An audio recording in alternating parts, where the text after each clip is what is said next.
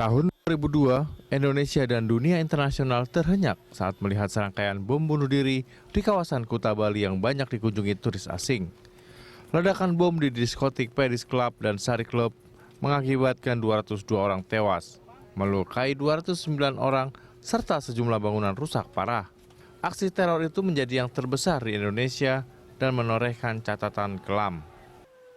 Aktor penting di balik bom Bali, Imam Samudra, Mukhlas alias Ali Gufron, dan Amrozi bin Nur Hasim dijatuhi hukuman mati di depan regu tembak di Nusa Kambangan, Cilacap. Aksi teror terbilang besar terjadi lagi di Jakarta 14 Januari 2016. Sedikitnya 6 ledakan dan juga penembakan terjadi di daerah sekitar Plaza Sarinah, Jalan MH Tamrin, Jakarta Pusat. Tak urung Presiden Joko Widodo meninjau langsung TKP untuk melihat dahsyatnya serangan Jakarta 2016. Harus diakui, Indonesia yang berpenduduk mayoritas Muslim memiliki kompleksitas tersendiri dengan beragam arus pemikiran ideologi.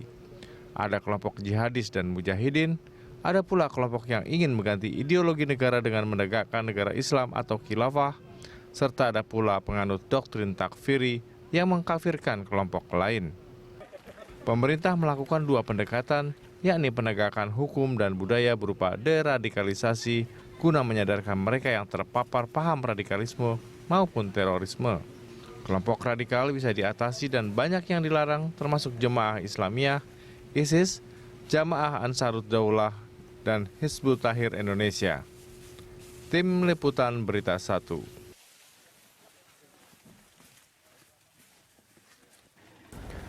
Merdeka dari terorisme, itulah tema Morning Talks kita di pagi hari ini. Penanganan terorisme di Indonesia terus menjadi perhatian pemerintah dengan menerapkan pendekatan hard approach dan juga soft approach maupun pendekatan budaya kepada mereka yang terpapar paham radikal.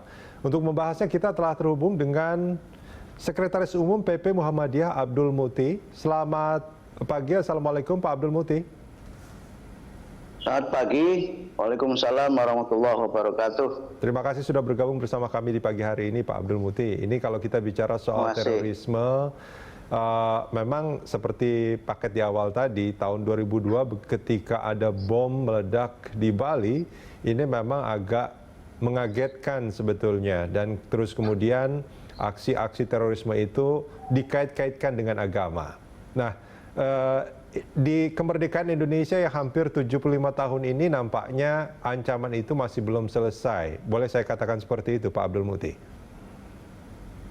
Ya, potensinya memang tetap ada ya. Kalau faktor-faktor yang menjadi pemicu dan pemacu terjadinya terorisme itu tidak dapat kita hilangkan. Oke. Dan kalau kita mencoba mengkaji, memang aksi-aksi itu kan bisa dilatar belakangi oleh hal-hal yang memang sangat kompleks.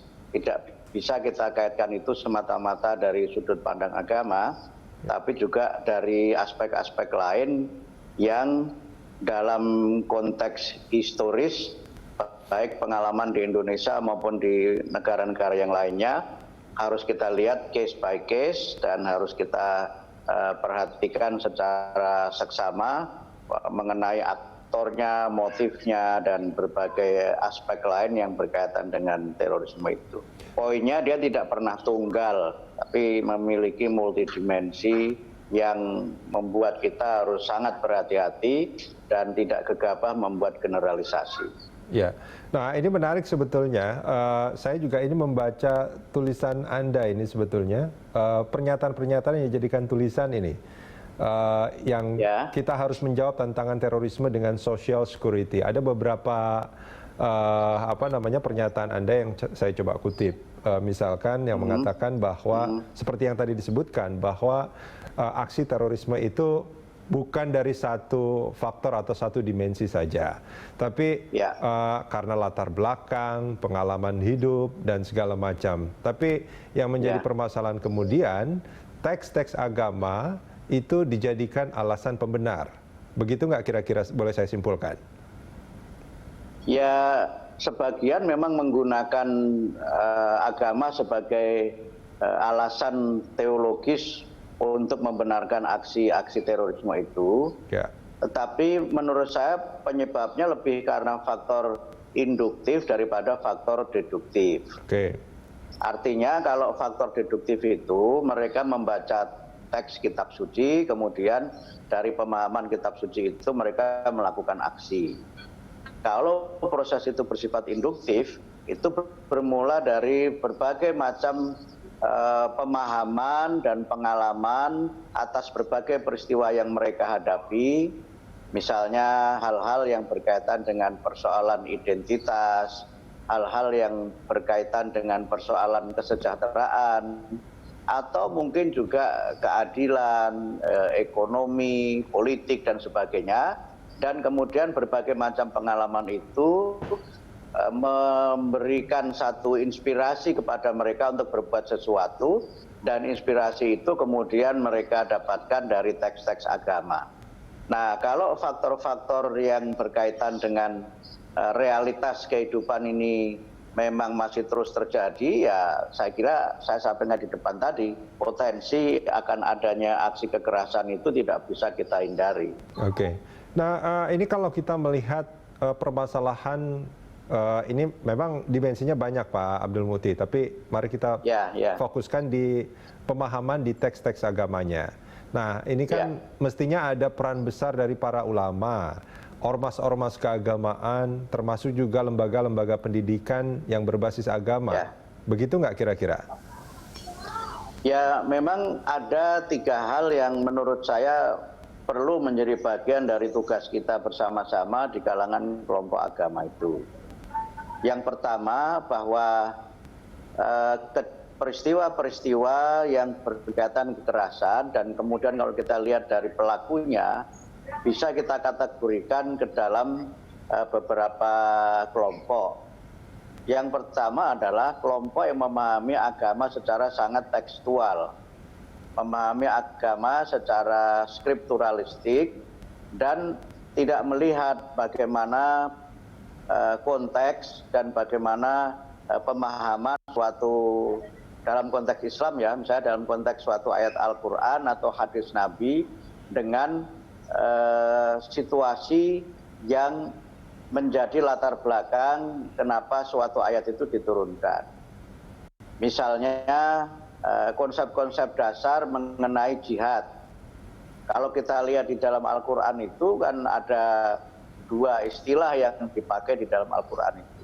Ada yang digunakan kata atau lafaz jihad, dan ada yang kaitannya dengan qital. Nah, seringkali pengertian ini dirancukan oleh sebagian umat.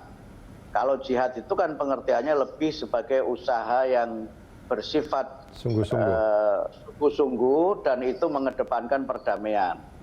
Dan kalau kita lihat secara historis, ayat-ayat yang berkaitan dengan jihad itu sudah diturunkan ketika Rasulullah masih berada di Mekah.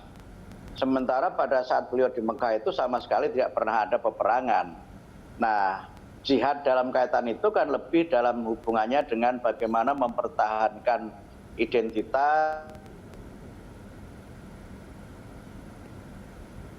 kemudian berpegang teguh pada prinsip atau keyakinan, berusaha untuk mengatasi berbetal. Itu baru diturunkan kalau kita baca ayat-ayatnya itu ketika sudah berada di Madinah, dan memang kalau qital itu kan konteksnya ayat-ayat yang diturunkan dalam situasi peperangan. Nah, sementara kan sebagian umat itu memahami secara rancu 2 konsep itu. Sehingga kita memahami dalam konteks ini adalah ada abuse gitu. Ada abuse dan kemudian ada misuse konsep-konsep agama untuk hal-hal yang bersifat sangat politis, bahkan kadang-kadang yang politis itu pun juga tidak teologis, tetapi juga sangat pragmatis.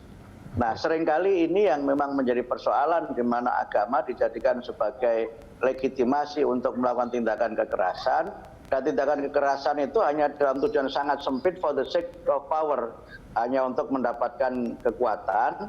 Dan seringkali dalam studi-studi mengenai terorisme misalnya, aksi-aksi itu kan sebenarnya dilakukan sebagai sebuah pilihan terakhir dari kelompok yang sangat lemah untuk mendapatkan legitimasi dan bagian dari alat bargaining untuk mencapai tujuan yang lebih besar. Nah, ini yang memang seringkali menjadi persoalan kita. Kemudian kelompok yang kedua adalah kelompok yang kita menyebutnya sebagai reborn as a Muslim gitu. Orang yang terlahir kembali sebagai seorang Muslim, yang biasanya mereka ini mengalami konversi dalam kehidupan keagamaannya. Jadi dia ada satu titik di mana mungkin dia merasa dirinya sangat jauh dari agama, banyak berbuat dosa, dan kemudian dia ingin menebus berbagai macam perbuatan-perbuatan dosa di masa lalu yang mereka lakukan itu dengan menggunakan jihad sebagai cara instan untuk bisa meraih kemuliaan. Nah, ini kelompok-kelompok yang kedua ini juga jumlahnya juga ternyata malah lebih banyak dari kelompok yang pertama. Nah, kemudian yang ketiga ini memang kelompok-kelompok yang sebenarnya dia itu give up gitu, dia itu putus asa dengan berbagai macam tekanan dalam kehidupannya, dan dia melakukan itu bukan karena alasan teologis, bukan karena alasan politis, tapi lebih karena alasan-alasan pragmatis. Karena itulah maka penyelesaiannya sekali lagi harus kita lihat dari berbagai aspek, walaupun memang ada tugas berat dari para tokoh agama apapun saya kira, untuk bagaimana mengajak umat ini memahami teks-teks agama secara benar, dan kemudian bagaimana membimbing mereka secara wajar gitu, tidak dengan pendekatan yang sangat ekstrim, dan memang juga perlu dukungan khususnya dari pemerintah untuk kalau bisa menihilkan berbagai aspek yang menjadi trigger untuk orang melakukan tindakan kekerasan karena faktor-faktor yang tadi saya sebut melalui proses induktif itu. Baik, boleh kalau saya simpulkan sebetulnya dua hal penting sebetulnya yang menyebabkan adanya aksi terorisme. Yang pertama adalah karena ketidakadilan, dan yang kedua adalah karena memang nafsu akan kuasa. Ya, sebagiannya karena itu, ya. Dan seringnya kemudian kelompok yang masuk kategori kedua itu adalah kelompok elit. Kelompok elit yang dia memang punya agenda-agenda kekuasaan, dan kemudian dia mencoba untuk merekrut orang-orang supaya bisa mendukung perjuangan mereka. Dengan menggunakan teks-teks agama. Betul. Nah, sayangnya kemudian mereka ini kan tidak menjelaskan agama sebagaimana mestinya. Itu yang kemudian tadi saya sebut, dia melakukan abuse dan melakukan misuse teks-teks agama itu untuk kepentingan kekuasaan, dan kemudian dia mencari legitimasi keagamaan demi mencapai tujuan. Baik, Pak Abdul Muti, kita jeda sebentar, kita akan lanjutkan ini di segmen berikut. Pemirsa jangan kemana-mana, Morning Talks masih akan kembali usai jeda.